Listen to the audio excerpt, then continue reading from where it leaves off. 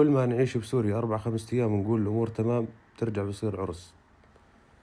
كرمنا أم محمد، نجحت بالتاسع ما بدري بالبكالوريا، ومعرض دمشق الدولي، ولمينا لنا كم ليرة من هالناس وفرحانين وأمورنا تمام.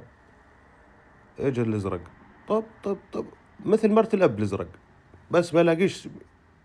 إذا ماشي أو بتسولف بدي يضربك. ما تحل عننا يا زلمة، ما تتقي الله، اتقي الإشي اللي بتعبدوه. شو بتعبد؟ اتقي. شو بدكم مين؟ شو سوينا لكم؟ شو هالعلقة السوداء اللي علقناها؟ ما بكفيش عرس الهجري امبارح خلص، قول الله هاديها الأيام وساكت. ومظلوم عابدي كمان الله هادي وبيشتغل بهالباطون وترزق الله. العالم كلها ساكتة، ولا ما مستحيل تشوفونا قاعدين وساكتين.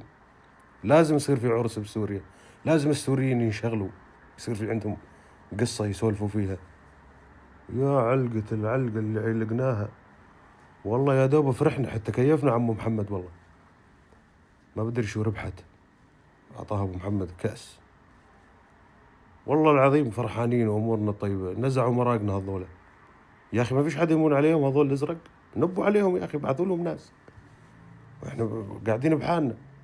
والله غير قاعدين نكرم هالناس، وكم ورقة من لهم من مصاري من هو، يعني مشغولين بشغلنا يعني، ولا قاعدين نتدخل بعد كثير. يعني إحنا خلينا نقول مسالمين، ما احناش طالبين شيء، طالبين الستيرة. شو هالعلقة؟